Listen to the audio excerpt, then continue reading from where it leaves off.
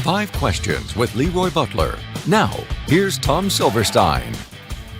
Hello, everyone. Welcome to 5 Questions with LeRoy Butler, and the season is officially on. You seem to be smiling a lot. I don't know why, but you know why, Tom. Why? You know why. The Detroit Lions was a trigger for me. Yeah. And the first thing I talk about in therapy is how do I get that Jared Goff out of my head? And my therapist said, they got to beat him. So guess what's out of my head? And what entered my head leaving the stadium? Go, Pack, go. Go, Pack, go. So this is going to sit with me because I think for the most part, I think they won like 4 out of 5 or 5 out of 6, but whatever. To me, this is just to me. This is my opinion. That was the most important game, probably top 3 in Matt LaFleur's career, because we got all the Parsons hype going in this game. We've never, when I say we, LaFleur, since he's been there, he's never opened up with a home game this early. Right. The only time is at the end of September, and it's alumni weekend. Mike McCarthy is coming back, Super Bowl 45, guys. It's a lot on the team, but they dusted that pressure off. Yeah, so it was very rewarding for me. Okay, well, let's go right to what everybody wants to talk about, which is Micah Parsons and what his impact was. 29 plays officially. I wasn't sure what to expect from a guy who hadn't taken part in training camp, but when I saw him line up on Penei Sewell, one of the best right tackles in the league, I was very curious to see how he'd do. How do you think he did? Well, I think he did phenomenal. I think the 45% of the plays that he played, Detroit had like average 2 yards. When he put his helmet on, the stadium went crazy. And if you look at every play that he was in there, it was an impactful play for his teammates in some kind of way.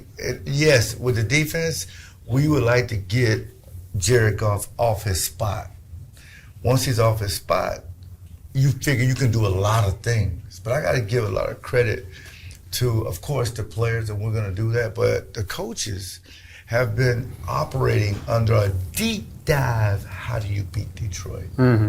Yes. So I got to give Hafley a lot of credit, tons of credit. They did not allow, one ball down the field to report on a broken coverage. Right. Other than that, it pretty much forced Detroit into a dink and dunk kind of a game.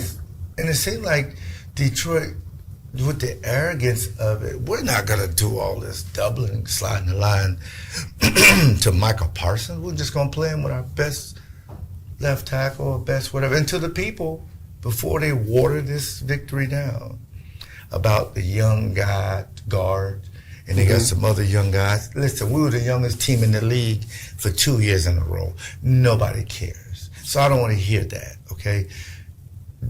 They dominated.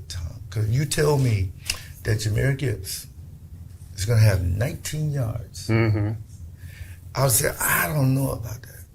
If you tell me he's going to get 10 targets, catch all 10 of them, and he's only going to get 31 yards. That was mind-boggling. Yeah. The game plan was phenomenal.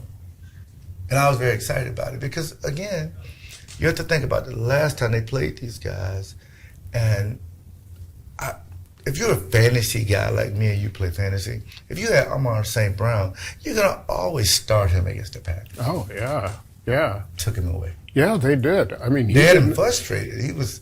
He swung at one of our guys towards the end. But I like our composure. I do.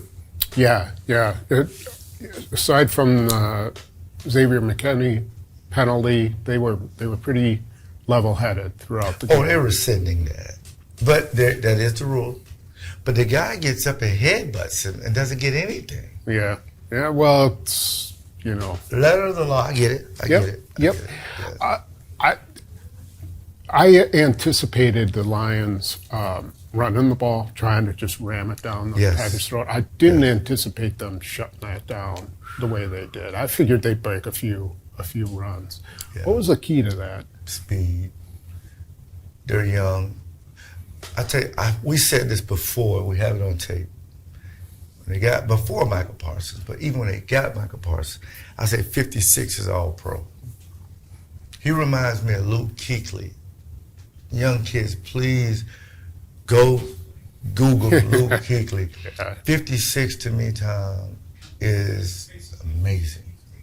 The speed at which he diagnoses a play, Yeah. it makes Quay Walker. But you can't do that if Wyatt, Wooten, and these guys are not just getting after it inside. Yeah. The Yeah. interior, Brooks and those guys, that really impressed me. Yeah. You know, Cooper, I mean, he charges when he doesn't hesitate. When he man. sees something, he goes for Go. it. And he's so Yes. fast. And what really was impressive to me was his strength. So this time, he takes on David Montgomery right in the hole, and David Montgomery breaks more tackles than any running back in the league other than probably Yes. Derrick Henry. Yes, he does. And bam, he got him down. Yes. I was really impressed. And you know what? All his focus is on Micah Parsons, and As you it know, should rightly be. Yeah. say, Yeah. rightly so. Yeah. But that game plan had a lot of Edger and Cooper in it. Yes, the guy it had did. 12 tackles. Yes. You know, and I don't know if they would have lost the game even if they didn't have Micah Parsons. Great point. Because Great point. that plan was really revolved around Edger and Cooper, I thought. It was a great plan because it was aggressive. It wasn't the plan when they lost 30-10 with the Jets in preseason. Yeah. It's preseason. So people were concerned. I'm like, he can't show you guys everything. But Jeff Hafley is a guy that, and I've never talked to him, and I don't know him that well, but you could tell when he takes things personal. You're not going to just keep running the ball on me. Yeah, yeah. I mean, 22 carries for 47 yards in that offense.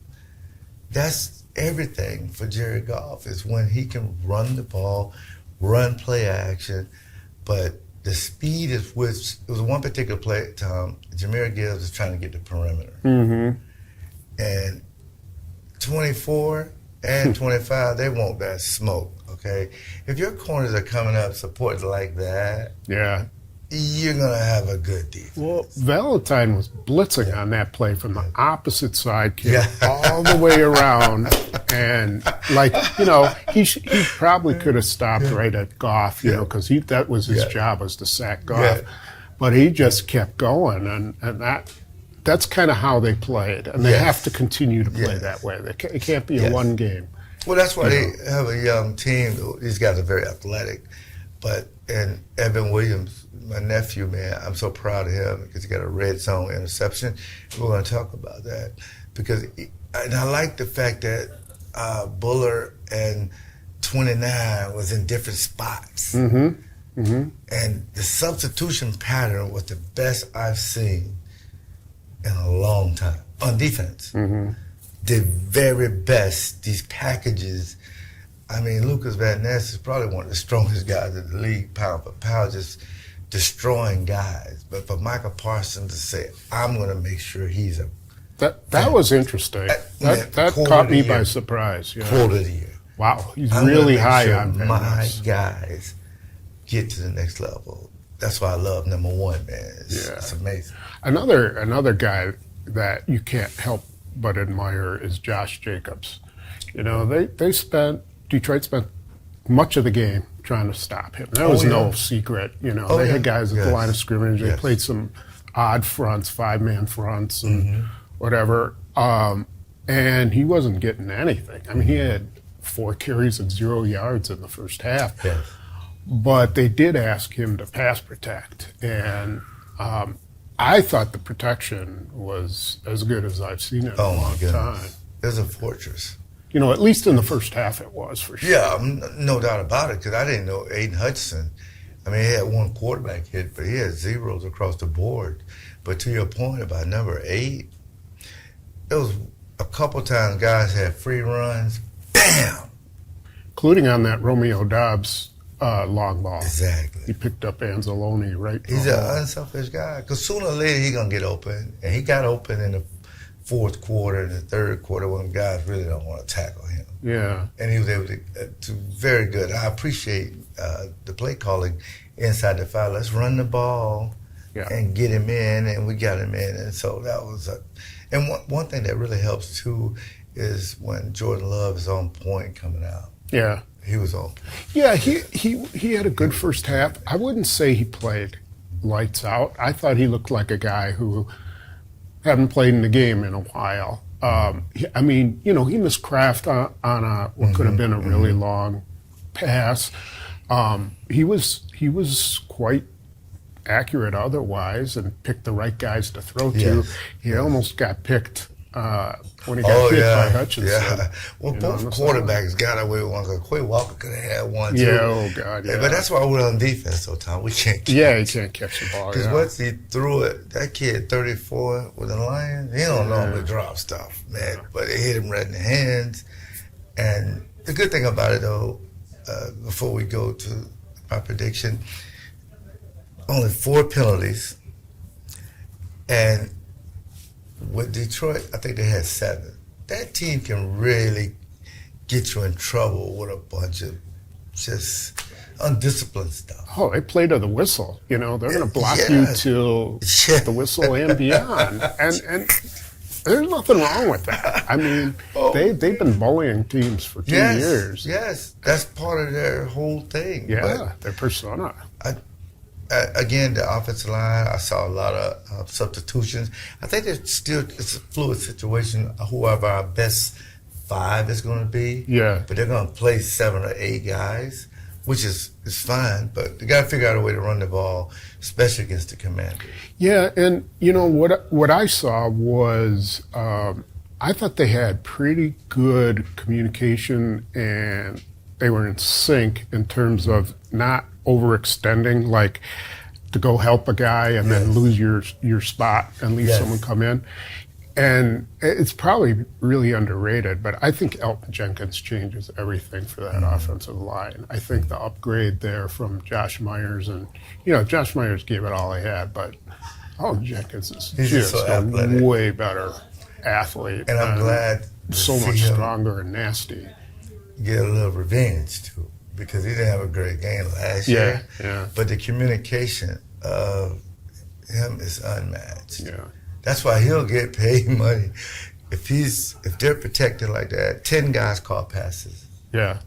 Yeah. But that pass that Tucker Kraft caught. Yeah, great catch. That's a great catch. Tell me what your biggest concerns about Washington are. I tell you what, Jalen Daniels, I saw him in person, and I said he was playing with LSU. Florida State was down in Orlando. I said, man, I've never seen a quarterback in person like that. Dual threat, smart. People loved him. His teammates would run through a wall for him. So when he didn't go number 1, it's kind of a head scratcher to me. But they went and got Deebo Samuels, and they featured him. Now, I think Terry McLaurin will be the guy. Yeah, he didn't. He's got to get back into it. Right. Yes. After a hold-in, waiting for a contract. He didn't have much of a game on Sunday, but he's a really good receiver. They got some good young backs. I was a little surprised. Brian Robinson Jr., they traded him. Yeah. But they have Zach Ertz, tight end. Yes. You know, good tight end. Wily veteran. Now, offensive line, it's a pretty good offensive line. There's some opportunities there, but Jalen Daniels led the team in rushing and passing. Yeah, and you know what? There's a conception out there that he is a running quarterback, and I think he wants to throw. I think Jalen Daniels wants to throw. Yes, but he's going to run if nothing's open. Yeah, he is a drop back passer. Here's the difference with them when the Packers run their RPOs, a ride and decide. Jordan Love has to run it more. That's why teams are just crashing down on Josh Jacobs. With these guys, He's going to read 52, 1, or whoever it is. If you crash, he's pulling, he's gone. If you're up, he's going to give it. Right. That they put that in, the offensive coordinator. His name escapes me right now, but that's their thing. You got to figure out if it's pass, if it's run. If you think it's run and it's not, he pull up, now he'll hit Terry McLaurin for a deep post. Yeah.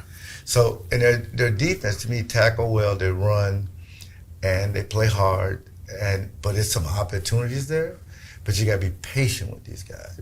You got to establish the run. If you can run the ball on the Commanders, it's a plethora of things you can do.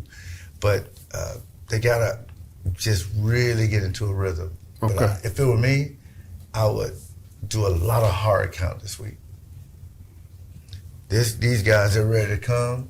If I was Jordan, enough time, implement more of a hard count. Yeah, you're at home. Yeah. You use Yes. it, right? Yeah. Okay, well then let's go with your prediction now. Well, prediction is the Packers are right now one of the hottest teams. I'm going to say the Green Bay Packers 30-20. And Sterling Sharp would be getting his name put up on the Raptors or whatever it's called. But he's a great receiver, so we're going to be excited to celebrate him. But we also want the Packers to just, if they can get this game time and have a big rest coming up, Yeah, they'll be in good shape. 2-0 in the NFC with a division win is huge. It's big. I mean, you don't get that opportunity a lot because you don't usually open with a division guy, although the Packers have opened with Chicago. But it's just a way, for them to get out to a fast start. Exactly. So Yes. it's an important game. All right. You have So, some people you want to thank? Tostitos chips. I've got this amazing dip that we're formulating, and we want you to try it with those chips. And they have tons of them. By the way, I also want to thank Pick and Save. You can go to Pick and Save/LeRoy Butler for all my recipes. And of course, anywhere you can find alcohol, just ask them for Elite Vodka. And again, I want to thank Visit Milwaukee, visitmilwaukee.org. So I got my shirt on. They just do so much for Milwaukee, man. I love Milwaukee.